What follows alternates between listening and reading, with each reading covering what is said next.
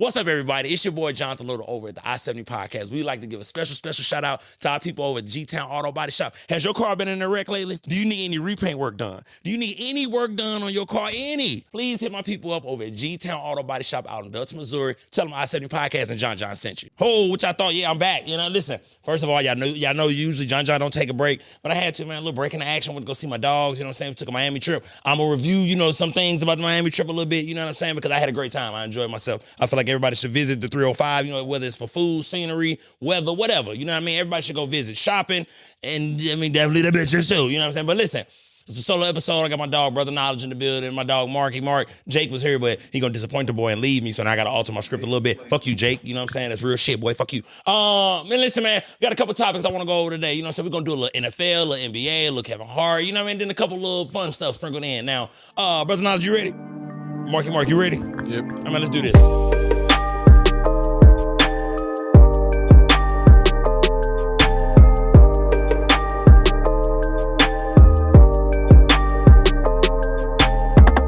Welcome back to the I-70 Podcast. It is your boy, Jonathan Little, a.k.a. John. Make sure you like, subscribe, share, hit the notification bell, man. Tap into what I got going on. This is the I-70 Podcast, where we bring the world together one episode at a time. That's right. I believe we're on episode 155. Now, listen, like I said before, I'm back. You know, took a little break, a little hiatus, you know what I'm saying? A little cool down. But, you know, I'm ready, man. I'm back. You know, so listen, let's start a little NFL, because I wish I could have spoke on it last week. But, you know, now that, you know, everybody's in camp and a little OTA, so now it's been brought up again. I want to discuss real quick the whole Jackson Dart situation up there in New York. Mark, let me ask you this, baby. First and foremost, with that being a division rival, are you good with all the turmoil up there in New York right now? Is that a good thing for your division and your Cowboys? I don't think it's going to play in like that. Okay, you think it's early? Yeah, it's way too early. I mean, like, I think they'll do, well, we'll get into it more as we go along. But right off the bat, I don't think it's going to cause any turmoil. Because Abdul Carter is on the defensive side of the ball anyway. Exactly. Right? But what I'm thinking, I'm looking at it this way. Because this is how I feel about the situation. And Brother Nas, chime in whenever you can, man. Because my thing is this. I can say this, though. I don't like that the little homie, you know, Abdul Carter, called them out publicly. Just because this is football, y'all. Y'all know how football locker room is. It's the ultimate team game. Handle that within the locker room. And the other thing I want to say is this, though.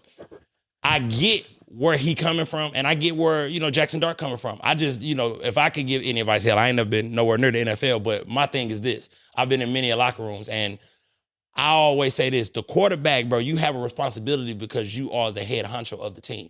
Do what you feel. You know what I'm saying? Believe in what you believe in, but you are the leader of the team. So just, you know, I would say just think about how certain things are going to play out. You know what I mean? In regards to the locker room and, you know, just, you know what I mean? Because it's tricky, bro, because you should be able to believe in what you want to believe in. Only point I'm trying to make is when you're the head of a roster, it's going to be blowback on your team is basically what I'm getting at. You know, your teammates will be asked, just like Abdul Carter. I'm sure he was asked by a reporter, hey, what do you feel about your quarterback, this, that, and third? So it's a responsibility as the leader, when you're the leader of men or women, to understand some blowback that may come from it. Mark, what you got on that? I was going to say, just like, and this is literally my first thought at the end of the day when I saw that break. I was like, look, anybody that takes a defense in this kind of situation, like, especially anybody on the Giants. Yeah. Like, you know, you actually don't care. You're putting in a statement. And I'm saying it's because if Jackson Dart somehow takes y'all to a Super Bowl and you win, it ain't like you're going to be talking shit then. Winning solves everything. It does. Winning solves everything. This is sports. I hear that, Mark. I heard that. That's real shit. And then once again, and I like that you took it there, Mark, because it's like, it is New York. You know, New York ain't voting for Donald Trump. That's blue. You know what I'm saying? So it's like majority of that fan base. That entire city will give you a pass if you win the Super Bowl. For shit, sure. I'm just saying that's what I mean by I feel like he wasn't thinking about the blowback. You know, I don't think he realized, or I mean, hell, his publicist should be like, hey man, at least warn them. Maybe they did. Like, hey bro, you are in a blue area of this country that does not vote for Donald Trump. Majority of the people in New York are poor, living project housing and things of that nature, but you also have a lot of rich people, you know what I'm saying? But majority of those people, I believe, and correct me if I'm wrong, I believe New York tends to vote blue, if I'm not mistaken. It's a blue. Right, so I just think he should have thought about that. A huge Hispanic population up there in New York, obviously. So I just feel like he should have thought about that a little bit more. And that's what I mean when I say You're the leader of men. You're the quarterback, brother. And like Mark is saying, if y'all win, you gonna reap the benefits of it. So you gonna get the most blowback as well. That's just how football is. It's not like any other sport, right? But my thing is, if you play football and especially if you're going on to play college ball, no matter what level, you're in the locker room with individuals who come from different backgrounds. And I believe, and I'm gonna be honest with y'all, bro, that's what makes sports beautiful to me, is that you can get people from completely different walks of life, completely different beliefs and morals, and it can be a beautiful thing. And winning can go on. And even if y'all suck, let's say your team trash, you'll find a kid from the city who his best friend on the team is a kid from rural America. You know what I mean? Who, hell, didn't even go to school with black kids for real. So that's why I think it should have been handled in-house, bro. And it shouldn't have got to the media, because we know what football locker rooms are like, basketball locker rooms are like. Is you bring it, once again, you're bringing people together from different places. So before I keep going, Brother Nas, what are your thoughts on the whole situation? It's not the outrage is not about football. Okay, fair enough, right. The outrage is about the fact that Tim Tebow took a knee being a white Christian, and it was okay. Okay, yeah. Colin Kaepernick took a knee in the race for equality and to bring racism to light, and he got blackballed. It was World War III out that because politics don't belong in football. Yeah. But all of a sudden, the second-year quarterback for the Giants gets on stage and introduces Donald Trump, and now politics and football do mix. Yes, sir. Now because I heard that. The only thing I can say is it the color of his skin? Yeah. If Colin didn't have an afro, would y'all be saying the same thing? Yeah. If he said, I want everybody to get along, would it be the same thing? Mm-hmm. Because when Muhammad Ali took a political stand, he got arrested. Jackson Dart took a political stand. They're not going to win the Super Bowl. It's the Giants. Yeah. Yeah. And the Heart Soul of Giants is a defense. What your hating at? I mean, come on. I mean, he said that quick as hell, yeah. Heart Soul of Giants is a defense. Right. And the defense, why they're so dominant, is all black dudes. Yeah, for sure. So as I look at this whole thing, I'm like, damn, that's if it was somebody else that was making a stand on the other side, yeah, would it be more outrage? Of course it would be. Yeah. Because we saw it firsthand, got completely blackballed. To where they had to pay them money. They had to settle out of court. They had to settle out of court for collusion. An undisclosed amount. Yeah. Because they did him wrong. But now he gets up there with Donald Trump, and all of a sudden it's okay. It's not even Donald Trump. It's the fact he got up there at all. After Colin Kaepernick, I say do not make a political stand if you're on my team. If you do, good luck to you. Yeah. Because you won't have our support. He spoke for his own self. He spoke for himself. Yeah. I just don't know why he did it. But here's another thing. Jackson Dart don't act like a white dude. Now, you beat me to it. That's why I had to let you go. Go ahead. I'm coming. Jackson Dart acts like a black dude. Jackson Dart does all the dances. He rocked the chains like we do. He does everything just like us. Yeah. So at the end of the day, we know your stance, Jackson. Yeah. We see you, Jackson. Yeah. And you want to know what, though? And this is how I be feeling, though. And this on the real. I don't mind that. Show me where you stand. Because you know what I'm saying? As black people, we get used to motherfuckers trying to play the middle and all that shit. But I think it's this at the same time, y'all. Because I was a kid when George W. Bush was in office, right?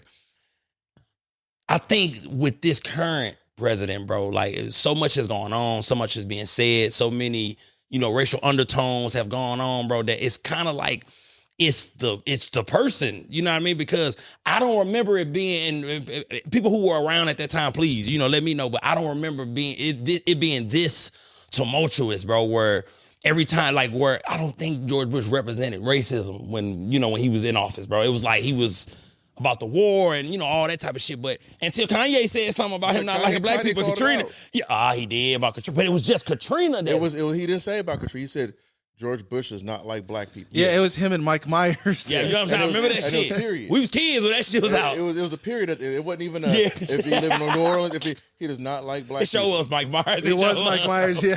He could figure that one out. That boy was good. Yeah, he's like, well, I didn't know that nigga was going to say that. But no, on the real, man, if it's going to be like Brother Nas was saying, bro, if it's going to be both ways, handle it both ways. I'm all for it, man, because at the end of the day, bro, this is sports, bro, and you're going to get, I always say this, bro, because my upbringing, bro, has always been multiracial. Like I tell people all the time, bro, I'm not that kid who just grew up in the hood. I grew up in the hood, went to school with white kids. The first real organized AAU team I played for was an all-white team, the Chesterfield Tar Heels. You feel what I'm saying? I was the only black kid on the team, and I was new.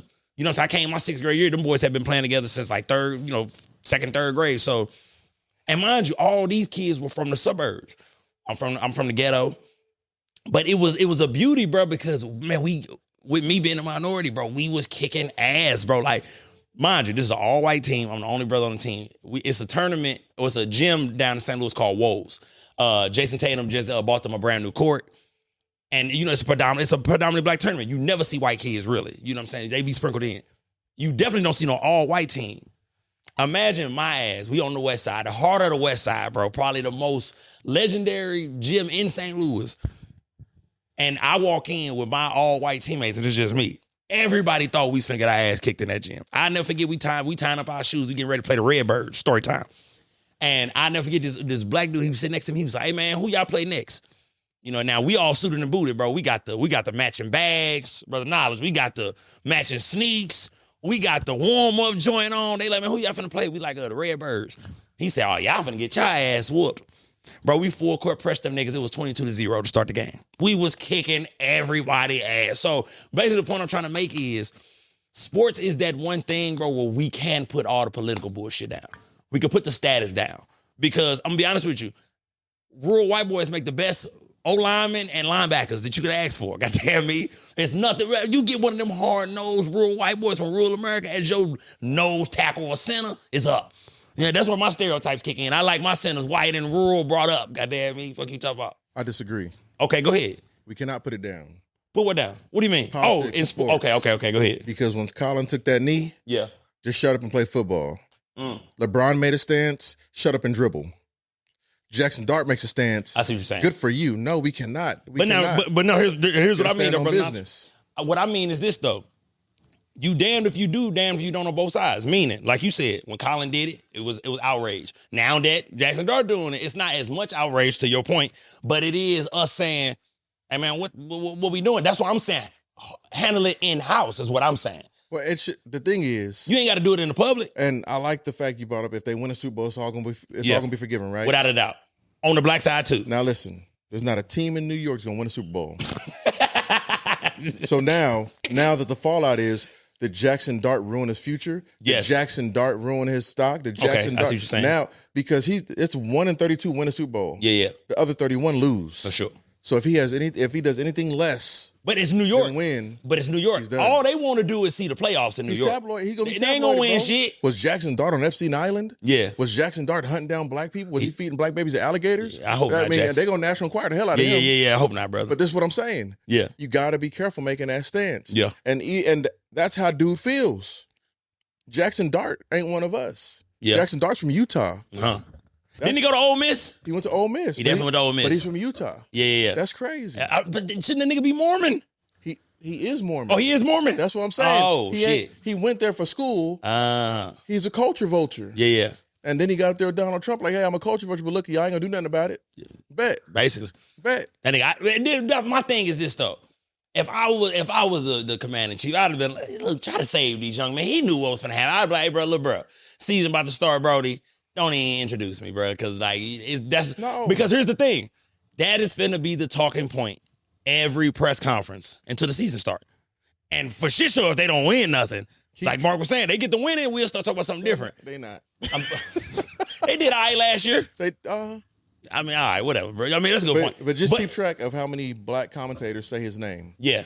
Well, that's what I mean, though. You're gonna see a deficit. They're not. They don't even want to. How many black ones interview him? Yeah. How many people don't offer him that deal, that big endorsement? Yeah. He took a stance. But listen, you got to remember though, there is a side to all this shit. Who it's a lot of rich motherfucking corporations who rock with Donald Trump. But he can still get a bag now. But there's a reason they going so hard. Yeah. There's a reason.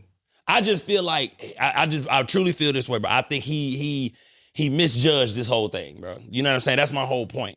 He misjudged this whole thing. Like I guess maybe in his mind he thought it was something innocent, but that's what you got people around you for to be like, hey, bro, nah, bro. Like, so he ain't got social media?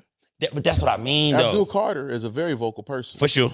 So you telling me Abdul Carter never said anything about Donald Trump in that locker room? But I'm saying, though, listen, I don't fault him for being supportive or voting for him, because it's like, that's you. You live in New York where Donald Trump has done the most damage. That's what I'm damage. saying. Thank you. So you telling me that you live in New York. That's why I would have just shut the fuck up, Mark. You play for a team with a political activist on it, pretty much Abdul Carter. Uh-huh. And you're telling me now that you didn't know the temperature of the thing you did? I mean, okay, yeah. Ignorance is no justification for breaking the law. But he okay. Wait, See, and I like that you just said that, George, because I feel like right now, obviously, when we're talking about the president's situation, yeah. we also got to talk about the fact that the political Excuse spectrum has changed so dramatically within the last 20 years. Thank you, Mark. That's what I was getting at with George Bush and now. Thank you, bro. Because Go ahead, Mark. let's not forget the fact that you're still going. You won the Super Bowl. You went and saw Clinton. Yeah. And Clinton was doing some down and dirty shit. But but the problem is now all these people are coming out in outrage. I mean, besides the black community who's trying to get behind it because for whatever reason, it's Abdul Carter. You got to, like George, you said many times, tribalism. Yeah. You follow what you are. Yeah. But the fact is, all these people who are also coming out don't even fucking watch football. They don't watch. They're not That's why I say real. keep it in house, bro. Because it's a shitstorm now. To his point, now everybody's been. Keep it in your head. I will say on the other point though with Jackson Dart, I mean, like, if you get kind of the honor to he just introduced them. It's not like he went up there and said, "Go Donald Trump, 2020." But you should know at the same time. I kind of feel he come because you should know. Don't be no pawn in this shit. Some people consider that an honor just to do that. I feel it that. is. But it is. I feel that. He did the same thing playing golf at the He golf did. course. And what happened with him? Now the whole black community yeah, my nigga, we see how you move. We don't fool with him. Yeah, we don't fuck with him neither. And you can tell that it must have some kind of physical or mental thing on him because he didn't play anywhere near like he did the year before. Yeah, nah. You can. He must have had some sleepless nights. Or the other defense just like, nah, nigga, you ain't getting all you this getting hit shit. extra hard now. Yeah, we playing about. We stacking the boat. We getting you good. Yeah, to that motherfucker. You ain't jumping over me this year. You got good. Yeah. I would just like to. I would appreciate a little bit more accountability because if he can send out a tweet saying, "Hey, man, I can't believe my quarterback did this," why don't you send a text out or a tweet saying, "Hey, Rashid, why are you messing up like that? Do better for us." Because I'll put it to you this way. To respond to that, bro. I'm glad you went there, Mark. Because I'll put it to you this way. Like I said before, bro, with the things that have been said by the commander in chief, by some of his supporters, things that are being done, laws that are being peeled back and reinstated differently, and all this voting shit. It's just there's a lot that goes on. So that's what I'm saying. The current commander in chief, the way he's viewed by the African American community, it creates more of that tribalism where it's like, hey man, because like I said before, it's some things he said and done during his presidency and before that cannot be excused by us. And that's just where we are. So that's why I brought up George Bush, because I don't remember it being like that. That's the point I was making. I don't remember it being where black folks was just like, oh hell no. Like it was all political until the handling of Katrina. So that's what I was saying. Jackson Dart, his publicist, whatever, you gotta be able to read the room and realize, okay, this league is 80% black. If I feel this way, let me just keep this shit to myself and not introduce this man, bro, because it's a shit storm that's coming. And that's why I say his team, in my opinion, handled that horribly. Now, hold on, because we've been talking about this for a minute. Side note, Stan Kroenke, your ass at it again. Oh, yeah, the owner of the goddamn Rams, he at it again. This involves your community. That motherfucker want $400 million from the city of Inglewood. Yeah, he at it again, Mark. And we told y'all, everybody back home, we laughing our ass off because the motherfucker paid us $250 million. Goddamn, and the city need that because city broke. You understand what I'm saying? He want $400 million from the city of Inglewood for that new damn stadium he built. He at it again. What are your thoughts on that, brother Knowledge? Yeah, that motherfucker want that money. You know they ain't got no damn money out there, Inglewood. They have a lot of money in Inglewood. Inglewood balling now? City of Champions. A lot of money in Inglewood. Okay, all right, my bad. And okay, all right. He ain't getting a dollar nor a dime.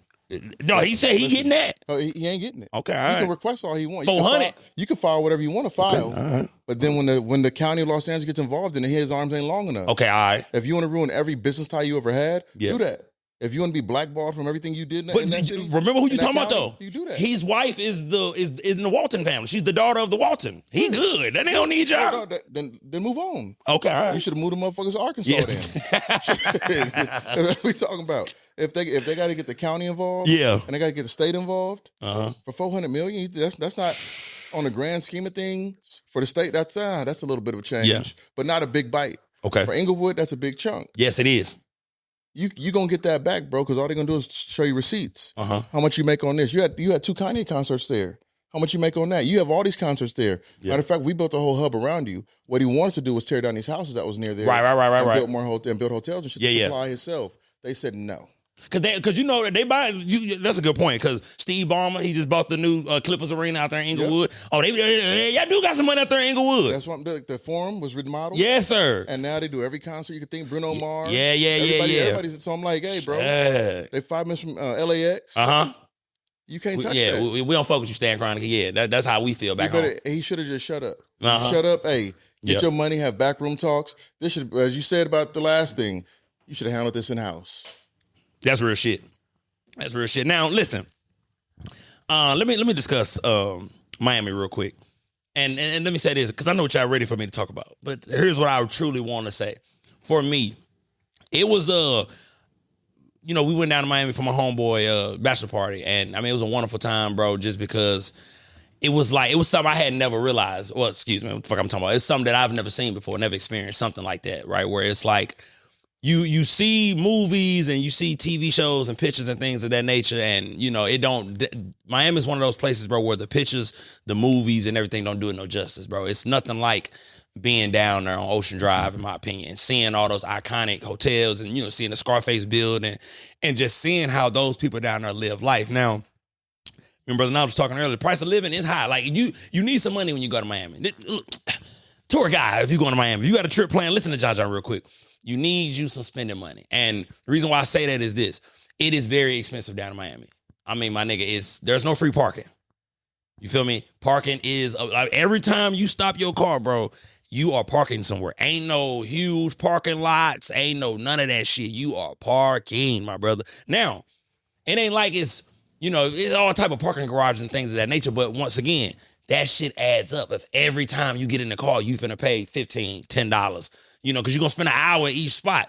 You coming up off of $50 a day in parking and things of that nature. So it's expensive. When you go to restaurants, if you're going with a group, we learn this as we get there, of course. They don't tell you when you first, getting your order and telling the waitress your order that they're going to put everybody's shit together. You feel me? So like you expecting to just pay your own way. But then when they bring back the motherfucking receipt, they like, oh yeah, we put half the table on just this one ticket and half the table on this one ticket, and then we added all the gratuity for each one. So by the time you look up, you done spent $50 on a motherfucking meal, but then now you looking at this motherfucking shit, you splitting it, 4-5 ways, and it come out to $169 a pop, and it's like, hey, hold on, wait a minute, my nigga. I didn't go to fucking Carbone. We in a motherfucking Jamaican spot. By the way, try the Jamaican spot. Phenomenal. My homeboy had these goddamn jerk wings. Them bitches was falling off the bone. That shit was crazy. My homeboy, he got the lamb chops. Y'all know we was on some hood project shit. Goddamn, we was getting oxtails, lamb chops, all kind of shit through that motherfucker. They had this little teriyaki salmon shit. And then, of course, they was having Jamaican music going on. A lot of big booty Jamaican bitches in there. The food was good. The food was good. But back to what I'm talking about. It's a good time, but just make sure your pocket's right because you want to experience it the right way. Like, my favorite area was Brickell just because ever since I was a kid, y'all, let me tell you what my pops used to do when I was a kid. And it all come full circle. When we was kids, bro, my daddy would always drive us through affluent neighborhoods all the time. Like, it was a thing. I still do it to this day. It's just a habit. My father he'll pack us into the car, mainly me and my big brother. Because, like, if we was going to help my daddy work that day, we'll drive through all these affluent neighborhoods, bro, and, we would look at these houses and, play bingo. I'm like, oh, that's mine, or that's me. And my daddy would always reinstate that to us growing up, bro, that y'all can have this. Like, this, you can have this. This ain't something you can't get or something that's not tangible. If you work hard enough, you could get something like this. So I do it to this day. Like, in the area I live in, bro, sometimes I just take cruises, Brother Knowledge, through the affluent neighborhoods of Johnson County. You know what I mean?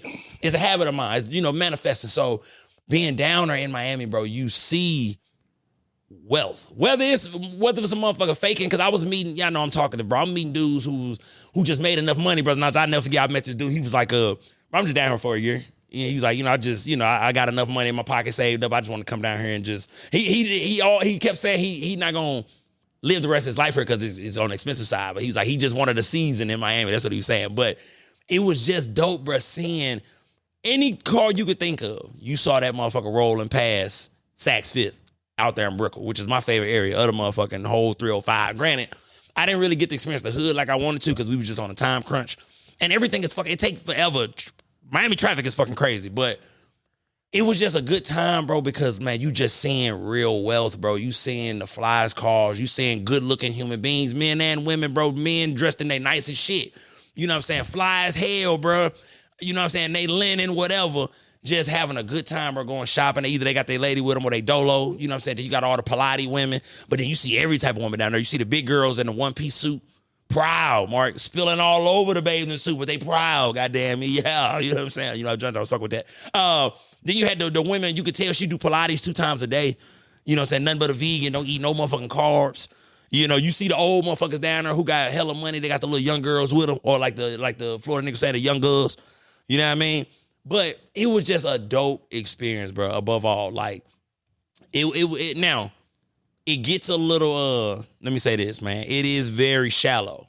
Miami is a very shallow city, bro. Like, I was watching women get turned away, bro. No bullshit, bro. I'm watching women who could get into a nightclub here in Kansas City, goddamn me. Oh, no. I'm talking about you had to have on heels. It's a very shallow place, bro. Like, real shit. Like, and I mean, they charging you $100 to get in clubs, Mark. I'm like, oh, hell no, goddamn me. Now, but here's the thing, though. I always say plan on doing that, though. Like, for me, I don't really go on vacation, and I'm not really going to complain about the price of the door if me and my homeboys want to go there. Now, granted, if they talking some crazy shit, $300 to get in, $500 to get in, absolutely, niggas ain't going in there. But I'm just saying, have the experience, though. You know what I'm saying? Because the thing about it is this, though. They going to charge you hellas to get in, but they ain't charging the girls nothing. So, yeah, you pay that $100 to get in, boy, you going to see some shit when you get up in there because it was just a beautiful place, bro. Like, one of the dopest things. We get down there Thursday. We wake up on Friday, goddamn me. But our spot right there on Ocean Drive, right there on the beach. Bro, it was 6:30 in the morning, bro. Everybody was on the beach already working out. They got the muscle beaches out there. Everybody, you know, the weights, volleyball. It's 6:30 in the morning. The place was so active, bro. Like, it was just, everybody was into their health and, you know, it was just a beautiful time, bro. But now let me get off of that because, you know, John, it was a bachelor party, man. You know what I'm saying? So we had us a good motherfucking time. You understand me? Now, NBA. Let me go to this real quick. Here's my thoughts because I've been wanting to speak on one of my best friends. He's an SGA fan, huge SGA fan. Flopping is a thing in NBA. It always has been. Well, let me say this. It's been around for a while. You could even pull up videos from when Michael Jordan them. It wasn't as blatant as it is now, but it was moments where you sailed a foul. You know what I mean? But what I want to speak on is this. I hate flopping of any sort, but I get it, though. Because it's like, a foul is a foul. And if you're not going to give me the call, if I got to sell it or throw my body around and get the call, that's just what I'm going to have to do. But when that's all I'm watching, it's making it hard to watch NBA. Let me say this. Here we go. You motherfuckers is making it hard to watch the NBA. Okay? All this Euro shit, all this Canadian shit, all this fake-ass James Harden shit, y'all making it hard to watch the NBA. I'm tired of watching basketball, and all I'm fucking seeing is flopping threes and free throws, my nigga. It's pissing me off, Mark. I'm so tired of this shit. I'm tired of you motherfuckers. All you see is three-pointers, flopping, and free throws, goddamn it. What you got, Mark? Because I'm getting pissed off up in here. My blood's starting to boil. I was especially noticing that during the finals or during the tournament because shoot a three, and you get touched in the hand, and yet you fall to the ground. I was like, come on, bro. What are you Every doing? goddamn play, bro. Somebody's flailing, falling on the ground, crying about a motherfucking free throw. It's y'all fucking the game up, bro. Adam Silver, you need to do some shit. Goddamn me, like, man, I need to do some shit. I seen they came out with the new rule. They said no more tanking. I still don't believe that bullshit because listen to what I'm saying. That be a part of listen. Tanking is a part of sports, and these motherfucking owners and commissioners, y'all know what the fuck be going on because it's always the team where the market need help. Where all of a sudden, look at OKC. But I'll tell you something about tanking. Ironically, a stat came out the other day. Okay. They said for the 8th NBA Finals in a row, a former Washington Wizards, Bullets, whatever you're going to call them, player has made the NBA Finals.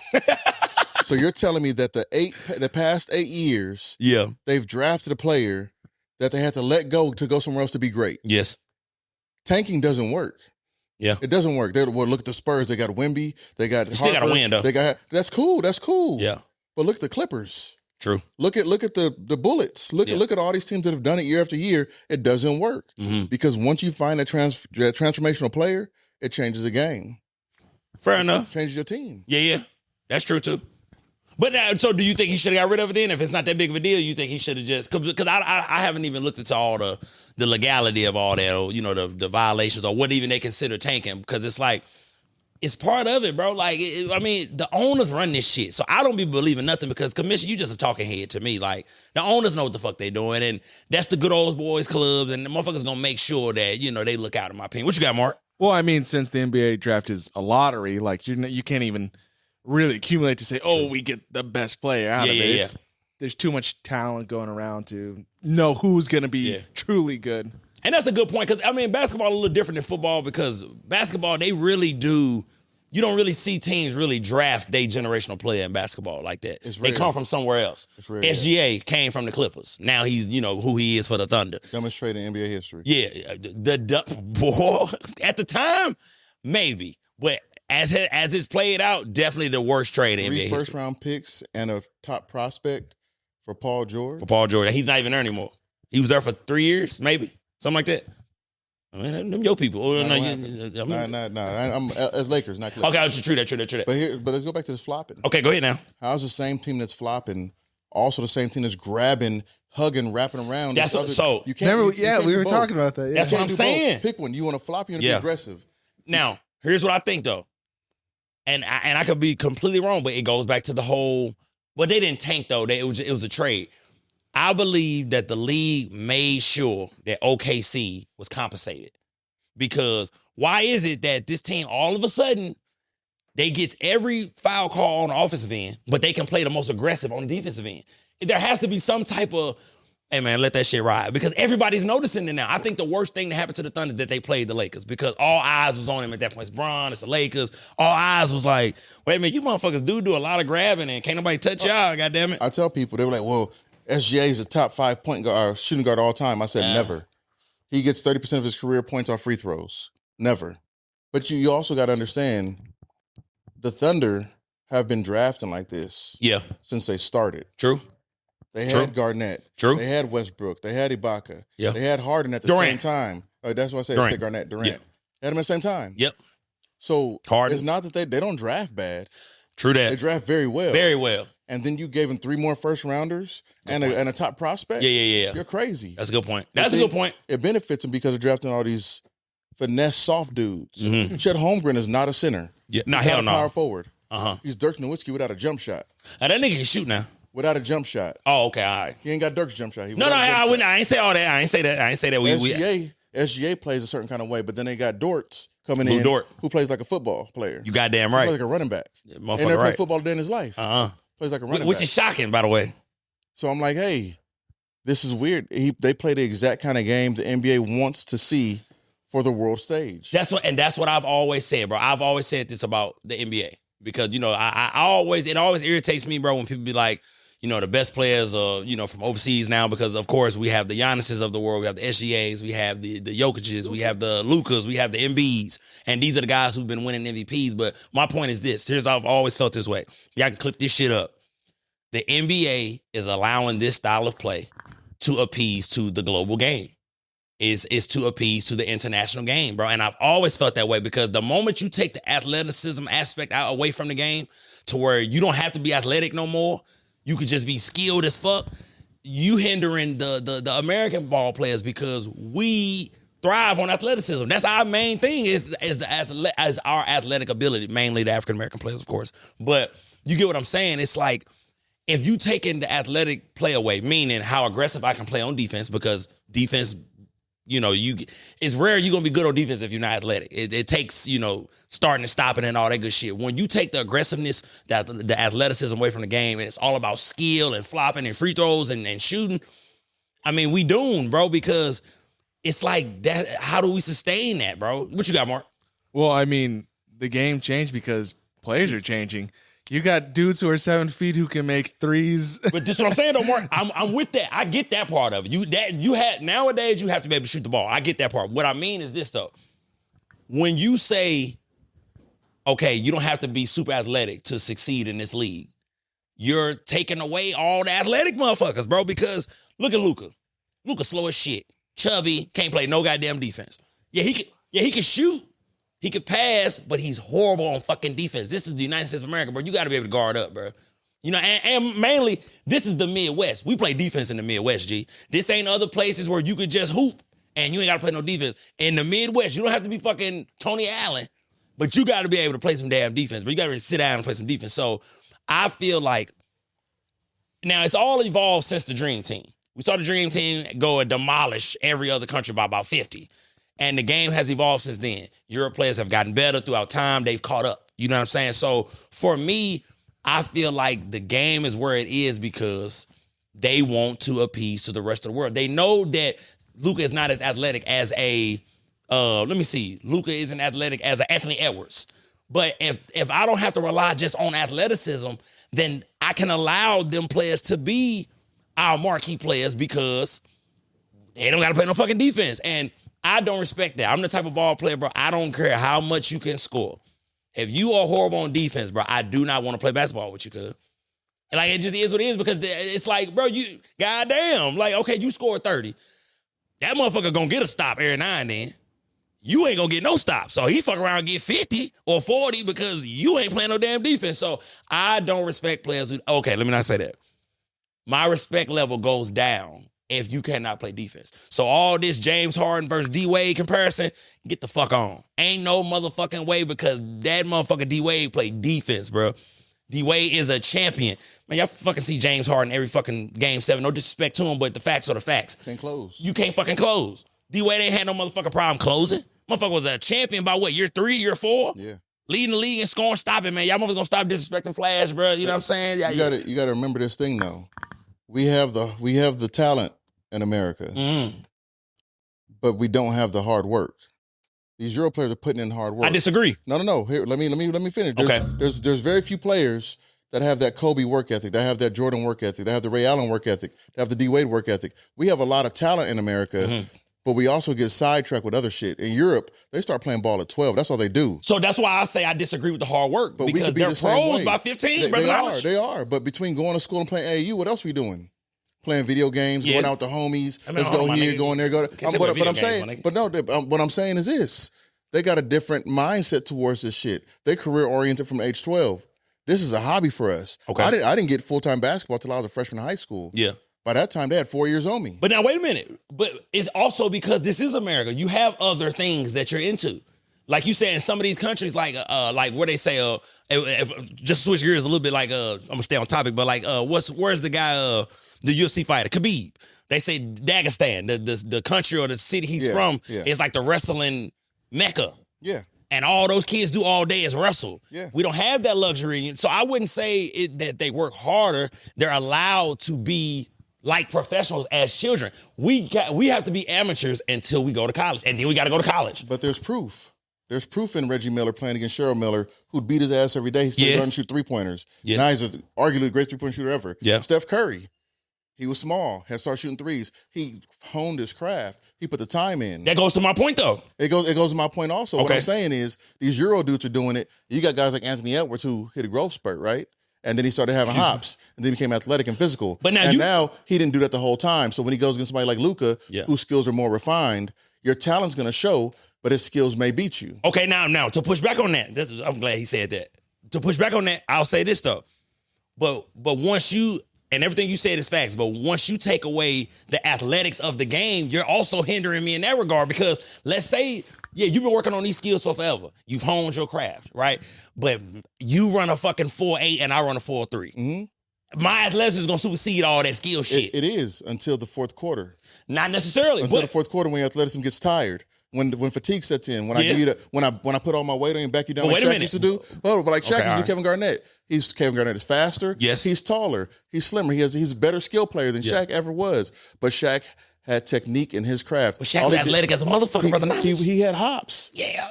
But all Shaq would do is body him down and wear him down over the game. And what you doing after that? You falling apart. Okay. So he used his skill and what he did to outshine him over the course of the career. That's what I'm saying is we'll take Luka Doncic versus Wemby, right? Okay. Wemby's big, tall, Wemby just different though. He's different, but guess what? Luka outweighs him. Yeah. You got to worry about the three-point shot. You got to worry about a quick first step. No, not a second step. Quick first step to put a body behind you and draw the foul.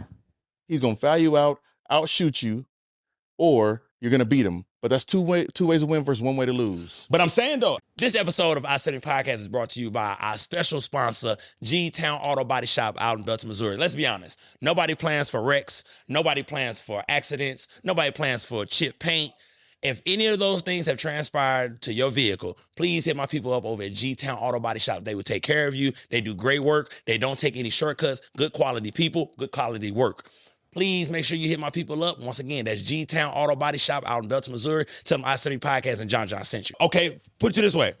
A guy, and I'm glad we bringing up Luka. It's like what we watched with OKC versus the Lakers, right? And, we would have seen it if Luka was out there. Yes, you can score all these points. But the name of the game is put the ball in the hole. Yeah. And this is athletics. This isn't baseball where we're stationary. If I'm bigger, faster, and stronger than you in sports, in these kind of sports, I'm usually going to be the better player, usually. So, but once you strip me of that ability to be the bigger, faster, stronger one, now you're leveling the playing field for somebody who isn't more athletic than me. So that's the point I'm trying to make. It's like in sports, it's like a Calvin Johnson, bro. He was going to be what he was going to be. Now, you can find me a more skilled receiver, but it's hard to compete with a motherfucker that's bigger, faster, and stronger. But athleticism fails between the ears. If you know how many athletic as hell people you know in the hood right now? Yeah. Should be somewhere doing something, but their head wasn't right. But I'm saying. So if I get now, okay, I'm killing you. Yeah, I'm out school. I'm hitting every jump shot. How's he doing this? How's he getting all these fouls? What's going on? Bro, I'm in your head. I live up there rent free. Prime example, DeAndre Ayton for the Lakers. Here's the first one overall pick. Yeah. Went to the Suns. He has all the physical tools, for sure. all the athletic tools, all the skill. Yeah. He ain't right between the ears. So it's like something's not clicking that says, I'm dominant. Dwight Howard, I'm not that dominant. But Dwight Howard had some dominant years, though. He did have dominant years. Dominant years, though. But he got exposed.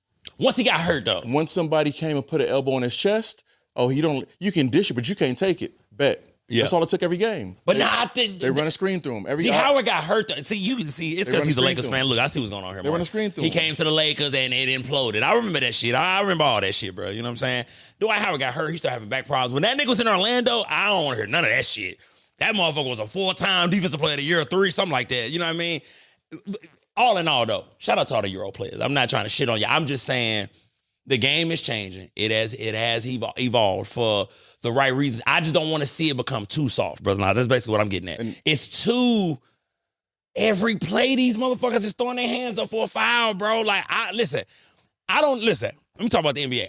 Brother Nas, I don't know what the fuck a carry is no more. I don't know what's considered travel no more. That one's so true. Carry, like I'm watching, it's crazy. I don't know what the fuck I'm looking at no more. I'm talking these motherfuckers. That one actually pisses me off the most. The carries. Motherfuckers is taking 3 side steps. I mean, and they call it an escape dribble. Then when you call them on it, it's actually a gather step into the brother. The game is getting fucked up, bro. Yeah. It's getting fucked up. It's becoming, I don't know what this shit is becoming. Mark, I see all these fancy ass dribbles. I'm like, my nigga, that's a carry, bro. Like, yes. You just picked the bitch up here. Like, what the fuck was Oh, that's the one. That's the one right there. Them motherfuckers doing an escape dribble and hold that bitch out here while they skating. Hey, man, listen. NBA, get it together, baby. Get it together. That's why listen. Maybe the numbers are declining because of, how you have to watch NBA games nowadays, but get this shit together, man, because y'all can never compete with the NFL. You know what I'm saying? Because we on our way back. We almost there, baby. You know what I'm saying?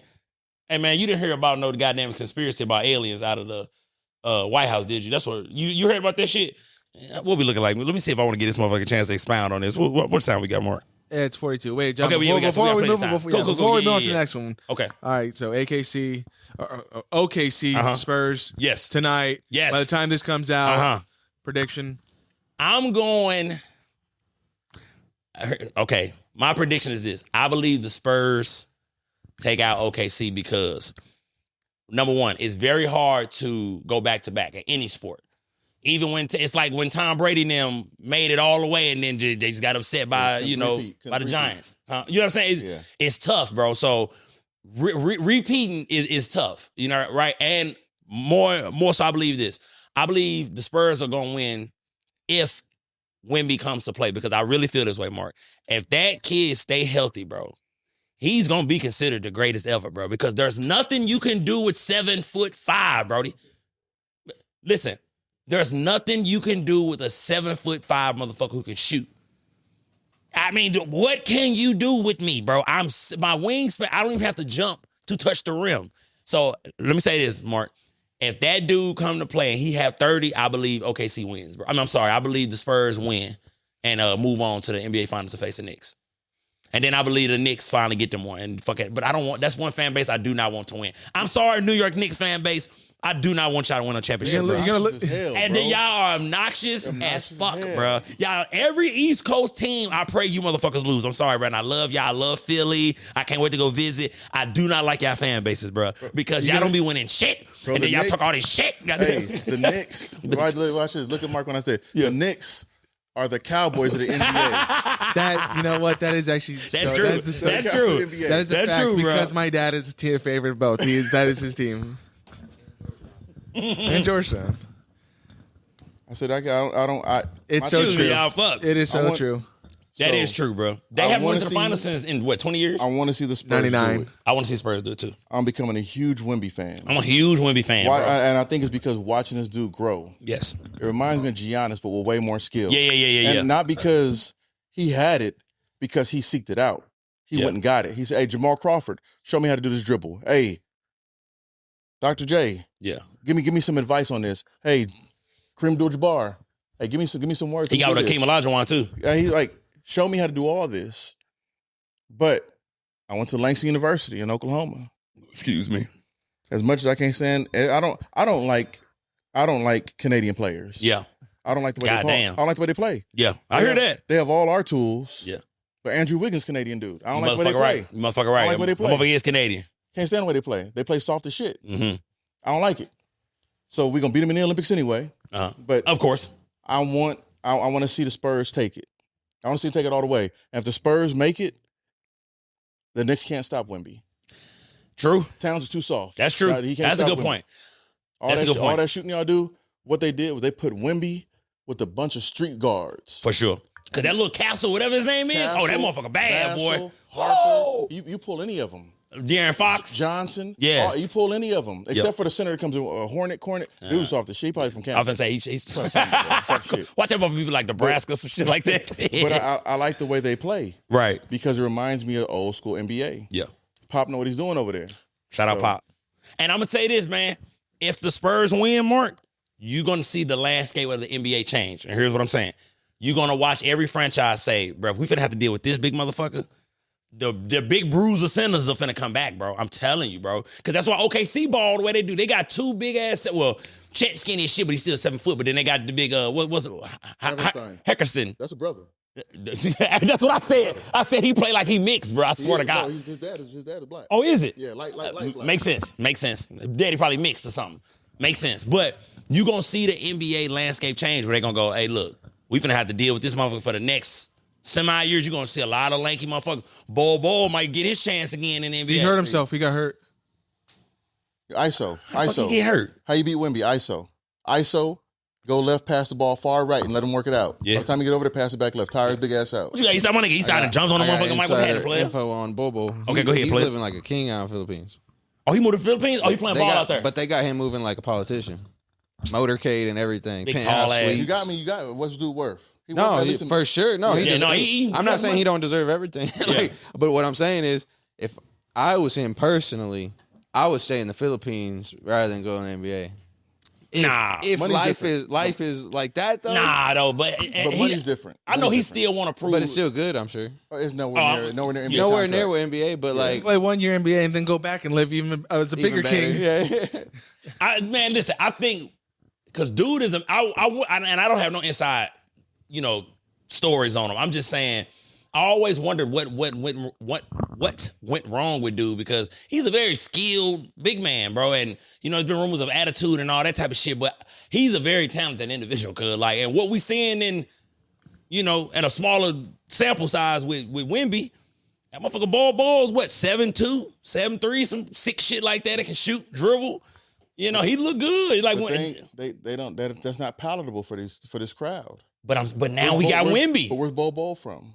He from Kansas City, right? What he look like? Where's he born at? Where's his parents from? He's from Kansas City. What he look like? Yeah. What does he look like though? He African, black as hell. Manute Bull, right? Manute Bull. He's African, black as hell, right? Yeah, black as hell. Okay. Jonathan. Oh, you saying colorism?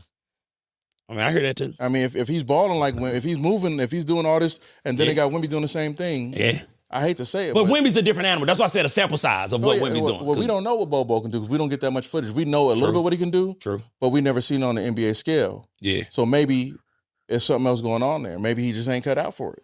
And that could be it too.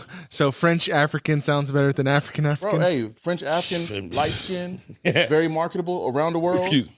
Mixed. Dude, listen, you ain't stopping no mixed kid from running the world, bro. Yeah. Patrick Mahomes, Steph Curry. Yeah, no, that's real shit. No, that's real shit. No, that's real, bro. He got the look. Yeah, he got that clean cut, light skin look. Yeah, that's real shit. He went from nappy fro to curls to a fade in 3 games. Wemby know what he's doing, bro. Wemby know what's up, cuz. Hey, you all right? That nigga came with a low cut. I say, nigga, is that a fade, my nigga? I was gonna get the New Jack City part. That nigga, he gonna come back with waves next year, goddamn me. He can do it. Someone else just did that. Someone else just cut their hair, their iconic hair. Who was it? Them motherfuckers know what they be doing. Them motherfuckers I can't remember now. Someone could just cut their random. I was thinking like, damn, if I was in the NBA, would I go get my hair cut before every game? I would. Yeah, I would. absolutely. But you look at guys in the NBA right now, and they don't.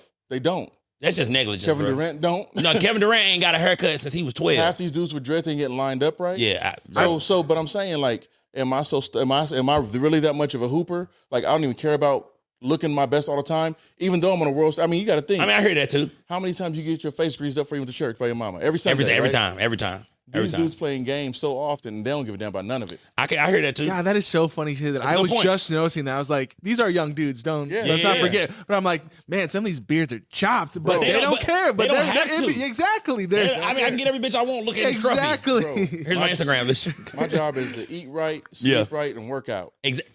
You see what I'm saying? Like, so, but I just think for me, I would, bro, because I like to look nice, especially on that. Especially if I can afford it. Bro, if I could afford it, granted, I make sure I'm groomed now, but if I could afford it, I'm on the national stage. Now, granted, they're playing 82 games in a season. Sometimes they ain't got time for all that. Sometimes they just now getting in from the flight. Every city got a barber that'll come to you. That's true. And then you can have a travel barber. Hey, if it's 3 a.m. when we land and we play, hey, bro, I got $400 for you right now. That's real shit. Come to the hotel, bring your stuff. Yeah. Hey, you finna make some money. I got 4-5% get cut anyway. Yeah. Now, granted, some dudes do though. You do have some dudes who do be chopped all the time, but I would say probably that's old school. Like that's like 90s NBA. Like that's when dudes gave a damn. Yeah. Nowadays, like I don't even got no chain, bro. I'm not worried about that. I drive a Toyota. Motherfucker, I don't know about this. The standards have lowered. Cause I just know for me, I like to look good. Cause I was like that in high school, bro. I would try to get a haircut before the game, not before the games, but like the day before or something like that. On like a Thursday, try to go get my haircut. But this one haircuts is fucking $10. You walk in that bitch, get a quick look, and get the fuck on. But never the day of. But maybe it's not part of their routine. You know, everybody got routines and shit like that. But I know I would. I wouldn't be looking bummy. Let me say that, Mark. If I had a beard, my shit wouldn't be looking like I was fucking homeless. Goddamn me, the hose is here. I think it's kind of crazy how NFL dudes wear so much ice when they play, but then they got to. Yeah, I mean, they got a helmet on. I guess so. They want the hose, bro.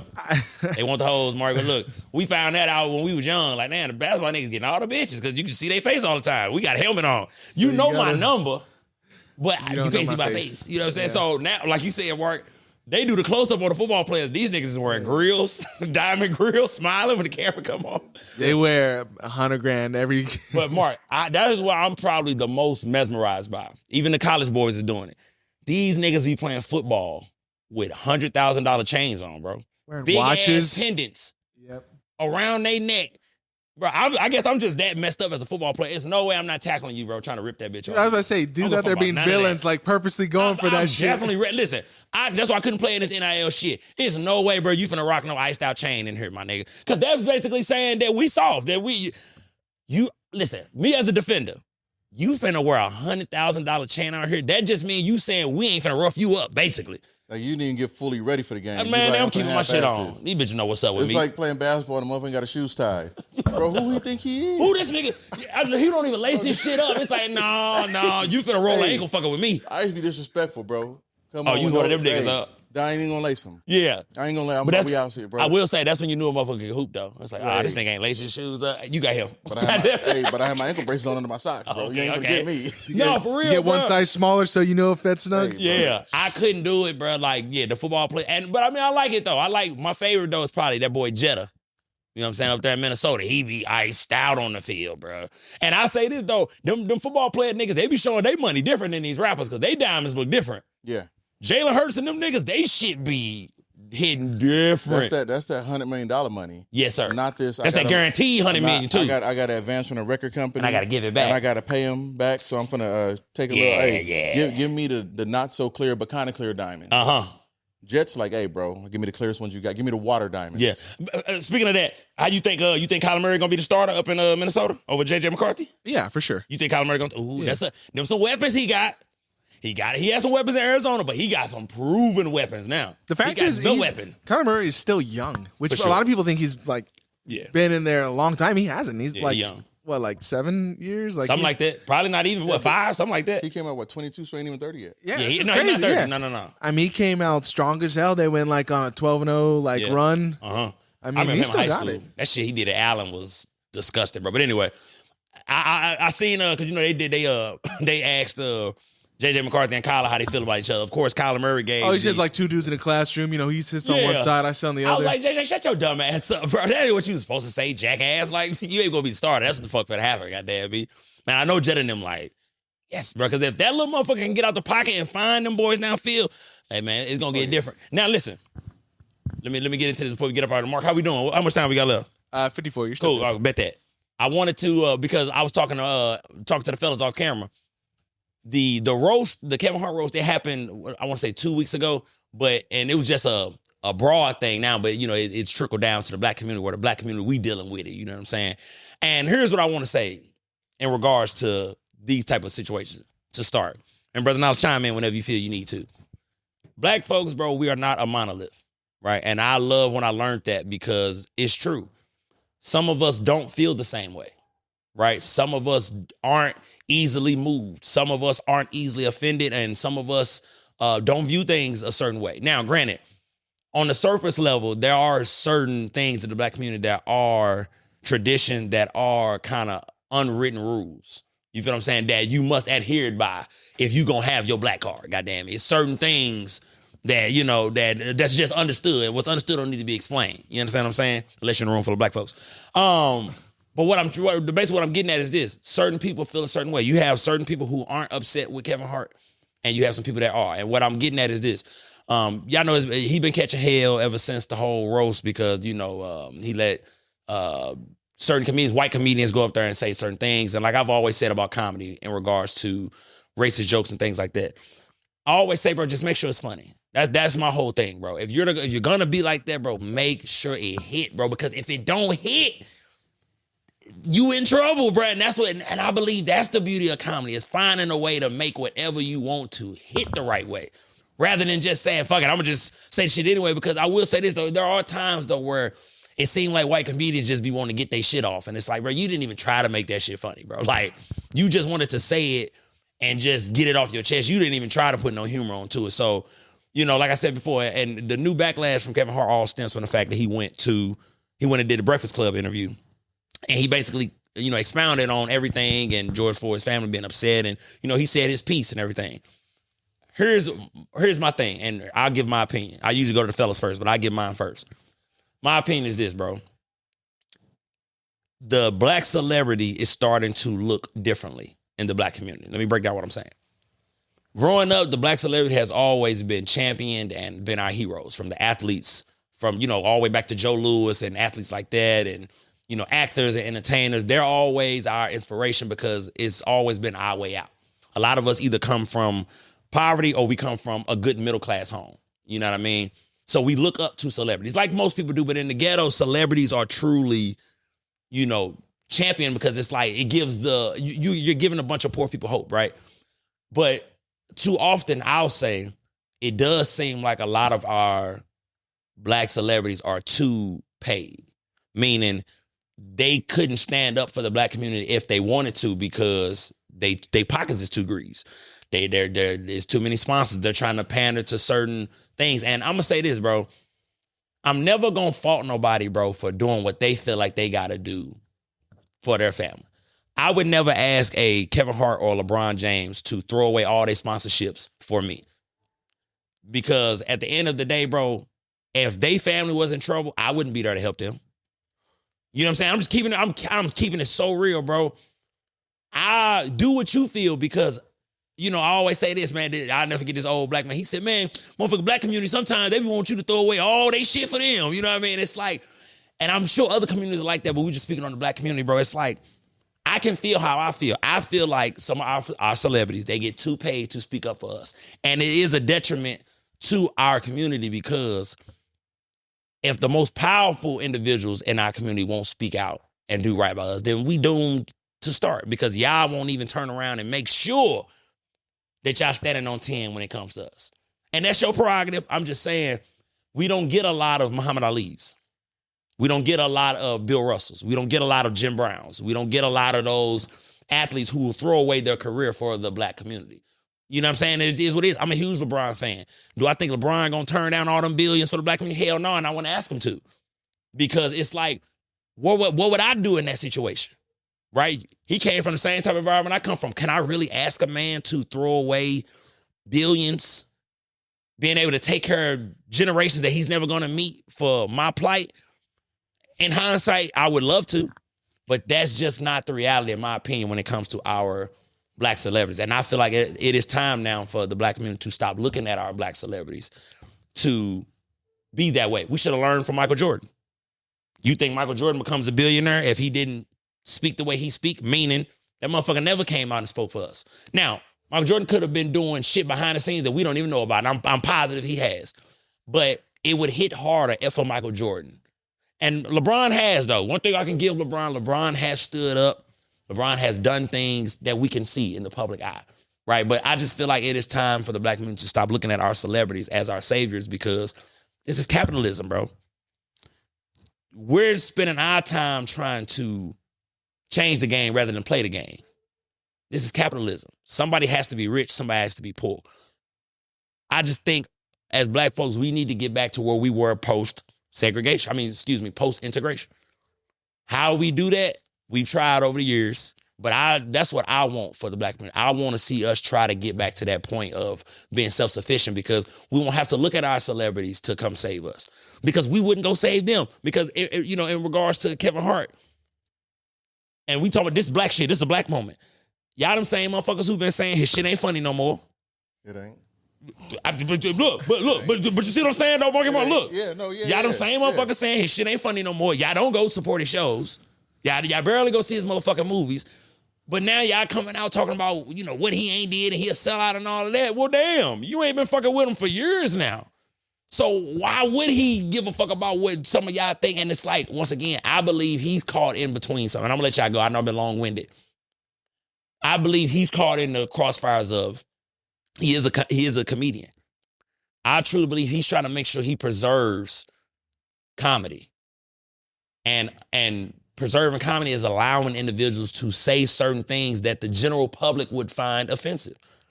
But he's also got to be there to be a black man at the end of the day because he's a black man first. You know what I mean? So, I mean, it's just tough. But let me go ahead, Marky Mark. What you got, baby? What you got on that? On this whole, and I know I've been long with it. I talked about a couple shit. But I've been thinking about this the whole weekend, and I wanted to say what I had to say. Go ahead, Mark. Well, I think it's pretty unfortunate. Everything you just said was pretty profound and eloquent. Yeah. But we can have some dudes in the comments go, nah, fuck that. No, you gonna get that, bro. No, that's gonna be right there. And I get it, bro. If I'm down bad, he down bad. Yeah, type shit. Well, then what are your thoughts, brother, on everything I was just alluding to? Well, let me ask you this: what are your thoughts on how Kevin Hart has handled this whole situation? I think he's handled it exactly the way they paid him to handle it. Okay, all right. When you got the jokes about, let's start from the top. You got the jokes about Charlie Kirk's dad. Yeah, I wasn't a Charlie Kirk fan or supporter. Yeah, but you've gone too far. You've gone too far. Yep. When you got jokes about George Floyd. Yeah, you've gone too far. Hey, these come from white people. Yes. After a white cop killed George Floyd, there's no way that should even be in the realm of jokes to tell. Yeah. The fact that it's on your mind to tell that joke bothers me. When you got jokes about lynching, knowing the plight that's been, and we still find people lynched, black people lynched to this day in America, you think that's a joke to tell? Excuse me. From a white comedian. Again, bro, you've gone too far. The fact that's on your mind, and here's the worst thing about it. This was scripted, heavily scripted. Yeah. They knew the jokes before they told them. Now, Kevin Hart did come out on that interview. He said he didn't see the jokes. He said he vehemently said, I didn't see, because that's what people were saying. But then he said, I didn't see the jokes. Then guess what? Then your friends are there to slaughter you. Yeah. They're there to break your mindset. They're there to break you. Yeah. And that's the thing I can't get on board with. The fact that it was scripted and they still went on with it. They didn't even say, oh, no, we're not doing this. Tony. Yeah. Kill Tony. Kill Tony. Bro, you've done enough. You know, ain't he here this weekend? Chill, I hope not. I think he is. I think he here this weekend. Hey. At the Truman, if I'm not mistaken. Hey, chill out. I wish. Chill out. I grill his ass. The thing is, you wouldn't find Richard Pryor doing this. Yeah. You wouldn't find Bernie Mac doing this. You don't find Dave Chappelle doing this. Yeah. Dave Chappelle has literally made a better career out of standing on business and not selling out, not doing this, not doing that. So to say Kevin Hart has to do this, he doesn't have to do it. He chose to do it because he fills that niche for the person they want him to be. Let me ask you this. He said, I'll sell my standards to do whatever you want me to do. Let me ask you this. If this was a Dave Chappelle roast, do you think Dave Chappelle would take the same stance that Kevin Hart's taking right now? Dave Chappelle wouldn't even let the shit happen. I don't believe that. He wouldn't let it. I don't believe that, man. Listen, Dave Chappelle, he walked away from how much money? But I'm saying, I believe Dave Chappelle would allow comedians to get up there and say those same sentiments, bro, and say the same things, bro. I don't. When it comes to boundaries of race stuff, but here's my thing, and that's how a lot of people feel. Okay. When it comes to boundaries of race, let us talk about us. Okay, I hear that. We could do. We know some stuff y'all know about. Yeah. White people, y'all talk about y'all. Yeah. And you know what? Every now and again, we'll chime in because the overall thing is what it looks like is you're using your racist bullshit to shove it down my throat one more time to remind me that you killed George Floyd. You used to hang black people. That's not something we need reminded of. We never gonna forget that shit. See, and I said that 2 weeks ago when I first brought it up because I was like, for me, I get comedy, but to your point, this is what I was telling the fellas, and I said on the episode as well, last episode actually, I was like, it's certain shit that I don't find funny. To your point, that I wouldn't even want to joke with you about. But I promise you, I've been sitting back and thinking about this shit. It's like, for me, it's like, it's not about, and we all know this, and my father always taught me this, bro. It's not what you say, it's how you say it, bro. There are white comedians who do racist jokes, stereotypical jokes, whatever you want to call it, and they do it well because it's funny. But to your point, I'm never gonna find lynching funny. I'm never gonna find the R word, both of the R words funny. Child, anything, I'm never gonna find that type of shit funny. It's like, you know, but that's me though. And that's why I feel like, we talking about the Kill Tony guy. Let me say this. Before he was on the roast, bro, I never enjoyed his comedy. His comedy's not funny. The people he puts up there are funny. His comedy's not funny. I never enjoyed his comedy, bro. You know what I'm saying? So it was like, because that's not my type of comedy. Even the show he does, bro, I always looked at the black comedians that would get up there and I would be like, bro, y'all up there like being buffoons, my nigga. Like, you up there making a fool of yourself in front of these people. Here's my biggest thing. And I'm in the content space and, you know, whatever comes of this. You'll never find me in the space where I'm making white folks feel comfortable enough to talk bullshit around me. You know what I'm saying? That's how I've always felt this way because like I said before, I've went to predominantly white schools my whole life.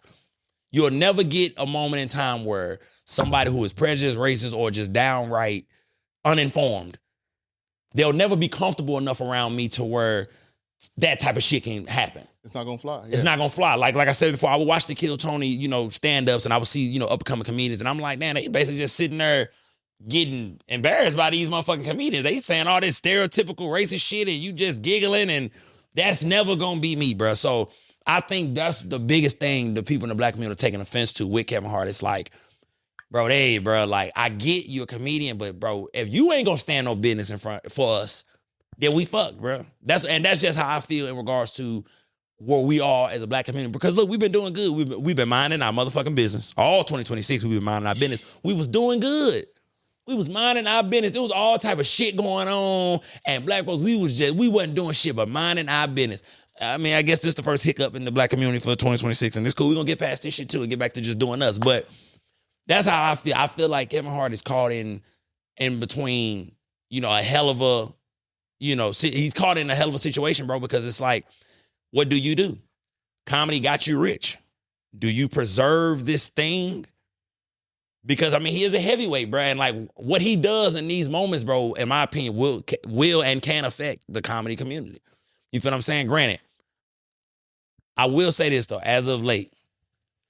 And, man, listen, y'all white boys, y'all getting a little too lax, bro. Like, I don't know what. It could be the current commander-in-chief got y'all feeling the way. Y'all getting a little too lax, bro. Like, y'all starting to just do a lot of this. It's a lot of free speech shit flying around saying, oh, I can just say what I want. Listen to me. It's still black men like myself that's putting foot to ass. Because I'm going to tell you, Like an old black man told me, anytime a white boy say the N-word, he got to get a foot put in his ass, G. And it is what it is, bro. I know I'm going to do it. If you say it to me or around me, I'm putting foot in the ass, bro, because it's like, I always say this, bro. My ancestors couldn't, bro. You know what I mean? Like, and that's truly, that's the simplest way I can put it. When a motherfucker says just a word, no, to my great-great-grandfather, my grandfather, my great-grandfather, that word really, really meant something. They had to get off the sidewalk when these people came walking through. You feel what I'm saying? I be damn, I'm doing something about it because they couldn't. My great-great-grandfather could have got lynched for firing on him off a white dude for saying nigga, not me. You feel what I'm saying? I'm spanking ass every time, you know what I mean? So that's my whole thing. And I get it, bro. Like, we gotta get off this dumb shit. Huh? Oh, okay, cool. But no, but that's how I feel, man. It's getting too motherfucking lax, bro. Like, I swear to God, bro, it's like, it's getting too lax. So for me, man, we just gotta get off the bullshit, in my opinion, bro, because it's getting out of motherfucking control. Because like I said before, I'm gonna put foot in the ass because it's happened to me twice. And both times I put foot in the ass, bro. I mean, I got to, Mark. I can't help it, bro. Like, I can't help it, bro. That's just where the fuck I'm at, bro. So, but what are we looking at on time before I get on this? Because it's going to be a little deep. So the thing is, and people gonna see this. Oh, they don't like. No. Listen, we like white people. You got it. We work beside them. Play ball with them. Ex-girlfriends. Baby's mom. I mean, don't bring that bitch up, bro. I'm just saying, right? Across Mark. the board. And, yeah. What happens is, y'all get comfortable, and y'all want to start doing this stuff. Or y'all got a few of y'all. The thing is, if you're a white person and you hear a white person being racist, check them hard. Because if you're not gonna check them when I'm not there, don't think that we're gonna be cool when I am there. That's real shit. You gotta check them. You gotta get them before I get them. And that's what's gonna save it. That's what's gonna save them. That you gonna listen. If you have a bigger problem with them about the N-word, about treating black people a certain way than I do, you're going to say them getting their ass whooped. Yeah. Let them know. Let them know. Shit. This ain't the old school days. No, bro. Listen, just because you drive a big truck and wear boots and don't take showers with greasy hair and wear a cowboy hat, don't make you Johnny Cash. You goddamn right. You gonna get Cash Money ass kicked, bro. We ain't doing all that. And I'm so glad Brother Nas took it there because this shit can get deep. Like, on the real, bro, listen. I truly feel this way. It's no, especially us 90s babies, but I'm going to say late 80s babies too. It's no way that this shit should even still be. It exists. It's no way this shit should still be how it is, bro, because we all grew up on the same shit in the 80s and the 90s, bro. We all grew up on the same video games, same TV shows, same classics, same, cartoons, same cereals. Like, we all grew up, relatively speaking, the same way. Like I said before, I was born in 94. We was listening to MTV to rock and roll in the morning when the videos would come out. Because you couldn't just skip past shit, so you kind of just had to sit through it like, hey, man, this shit kind of high right here. You know what I'm saying? This shit is whack, bro. Like, and I'm going to say this, bro. And we get the fuck out of here. Look, this is how I feel. The only people that are still racist are people with no rhythm. Yeah, that's what I said. I feel the people with no rhythm are the only people that still racist because, listen, when you don't have no rhythm, it fucks with your life. You can't fuck right.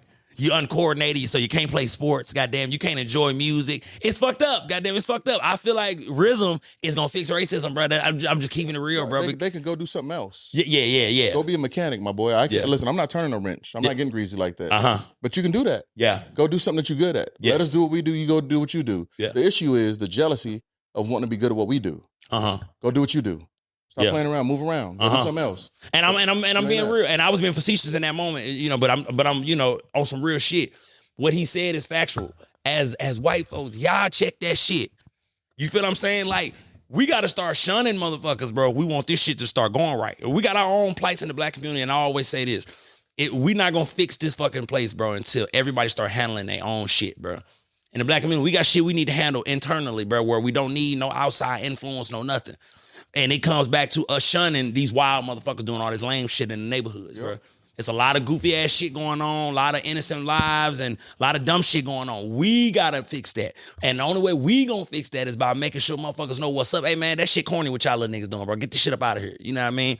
White community, clean up all that racism shit, man. That shit whack, bro. Racism is whack, bro. That shit is trash, bro, because y'all still acting like some shit from way back when, bro. Come on, man. And then listen. One of these days, I'm going to do a whole motherfucking episode. We're going to really unpack this shit, bro. Because as much as I want to go in, I know I don't want to go too far over the time. You feel what I'm saying? But on some real shit, though, bro, in my opinion, this is a message from I-70 Podcast. Racism is fucking whack, bro. That shit is trash, my nigga. All that shit is a waste of motherfucking time. It's a distraction. Everybody out here, we paying the same motherfucking gas prices, getting fucked over by the motherfucking government if you got enough motherfucking money. And if you do got enough money, you still getting fucked over because taxes high as hell. This shit is so much bigger than all these distractions, all this political bullshit. I don't give a fuck who you voted for. Are you a good person, bro? Do you treat people right? Or are you a respectful human being, bro? That's the shit I give a fuck about. I don't give a fuck about who you voted for. As long as your ideologies aren't hindering to my people, man, I don't give a fuck about who you voted for. I don't give a fuck who you sleep with as long as that person is of age, you dirty, nasty motherfuckers, you. But on the real, though, we wasting so much time, bro, as regular working folks, bro, on all this dumb shit, on all this political bullshit. We always upset about something. We pissed off about this. Man, let's get to some real shit. Let's get to fixing this motherfucker, bro. Because I'm telling y'all, bro, listen, what year is it? 2026? I don't know how much time, how young you got to be to run for president? 50, right? I think 45. 45, some shit like that. Listen, you motherfuckers got about 13 more years, goddamn, before John step into this motherfucking realm, goddamn. Yeah, John for president 2035. You know what I'm saying? Oh, wait, it's an even number, huh? I don't know. Is it always? It might be 40. I don't know. Look, somebody look up the goddamn the presidential races, years up until the 40. So I know when I need to start getting my shit together. Because I'm be honest with y'all, John need time to clean up his record. Okay, I'm finna get you up out of here, Mark, baby. I know your ass cheek hurting. Listen, I got you, baby. Listen. By the time I get up there, I got to get my record expunged. What's that there? 35. 20, 35? No, the age. No age. Oh, 35. Oh, well, shit. Okay, listen, I know I got to go. Oh, that's super close for John. Yeah. Boy, fuck you, my nigga. You know what I'm saying? Fuck you, Mark. That nigga caught me off guard. I was going to keep going. I didn't realize what he said. Because, look, I thought he was shouting me out. I'm like, yeah, right. Hold on, my nigga. But also real shit, though, y'all. That's why I am the way that I am. That's why I love this place. Shout out to the Shop Cigar Lounge. I love this place, bro, because it's people that voted for Donald Trump that come in here. We talk. And, you know what I'm saying? And there are conversations that are had. Go ahead, Brother Knowledge. I said we have great civil conversations. Yes. And we're able to talk it over. And anything, what I can say is the biggest trend I see is that they're using stats that are false. Yes, sir. They're using numbers that have been twisted to where it makes it look like something is not the way it is. Mm-hmm. Can't even trust the sources no more. For example, I mean, the number's right. Yeah. But it's incomplete. It's a percentage. Okay, right. So for example, when you say there's more black people incarcerated, time out. That's more easy. Percentage. Yeah. But there's way more Caucasian people incarcerated than black people. And then we're 66% exonerated. Thank you. 7 times more likely to be arrested. Yes, sir. So we're talking about these numbers. Yeah. Let's look at the whole equation. That's why I say it's incomplete. Because if you go 1 plus what equals what? Yeah. Okay, 1 plus 1 equals 2, but you don't know the second number. You know the final answer. So that's the issue, is that they don't look at it completely. They look at it to what benefits them. We do that all the time when we argue. Yes, sir. We'll tell half a stat, knowing the other half. Yeah. Hoping they don't know it. That's a debate. That's a debate tactic. That's debate tactic. That's it. I'm gonna tell you half the stat. Yeah, and hope you don't bring it up. And if you do, I gotta do some backpedaling real quick. Right. But I knew you was gonna say that. So yeah, but that's the point in this. Is like, hey, sit down, have a civil conversation. Yes, sir. As long as both parties are civil, we'll get somewhere. The moment somebody gets in their emotions, oh well, you know what? The white person's face, well, you know what? Oh, bro, chill out. First of all, relax. Chill out. I don't know shit. But as long as we can have a civil conversation, yes, we often have, we'll get to the bottom of something. And now we just showed them that we can have these conversations. Yeah. We're not going crazy. We're not yelling. We're not acting a fool. Yeah. We're having conversations. Now, when you start dropping the N-word, I'm gonna act a fool. I mean, listen, like I said before, man, shout out to all the white people that's checking shit. Because listen, some of the white folks getting mad at y'all motherfuckers too. Shout out to all the farmers. They upset. Goddamn it, all the soybeans and shit that went to Argentina. Mad as hell. They upset. Goddamn it, listen, I always say this. You motherfuckers is all fun and dandy when the minorities upset. But boy, when white folks start to get upset, oh, you motherfuckers is in trouble. Oh, yeah, the Republican Party, they got motherfuckers turning on y'all. Some starch Republicans saying, fuck y'all. Goddamn it. Disapproval rate up to about 62%, the highest ever. Hey, man, y'all got more trouble coming y'all way. Old white folks and old white women are upset. And we all know when they get upset and they get to writing letters and putting shit in blogs and voicing their opinion. You see, but this is the last thing I'm going to say. Go ahead. Go close this out, brother. Go ahead. Get it together. Yeah. As my coach once said, bro, tighten the fuck up. Because y'all on some bullshit. Tighten the fuck up. Get y'all shit together. Yeah. Don't worry about us. Mm-hmm. If y'all want to if y'all want to do what we try to do and live in your own little land and do it, go ahead. But when you see that the government comes to burn your shit down like they burnt our shit down, maybe then you'll understand that it ain't us. We didn't do it. Yeah. Harlem didn't do it. Tulsa didn't do it. Palm Beach didn't do Rosewood didn't do it. Rosewood didn't do it. The government did it. Lake Lanier. Listen, I'm all for good government. Mm-hmm. I'm not for bad government that abuses power. Yes, sir. That's all I'm gonna say. Hey, man, listen. It's been another amazing episode, man. Look, I love y'all, man. I miss y'all, man. You know what I'm saying? All my 500-something subscribers. Goddamn me, fuck with your boy. You know what I'm saying? I'm back. You know, we back to running our race again. You know what I'm saying? Took a little hiatus, but we back, baby. You know what I'm saying? Listen, more good conversations coming. Y'all stay tuned, man. It's the I-70 Podcast, man. Make sure you like, subscribe, share, hit the notification bell, man. Tap into what I got going on. This is the I-70 Podcast where we bring the world together one episode at a time, and we out.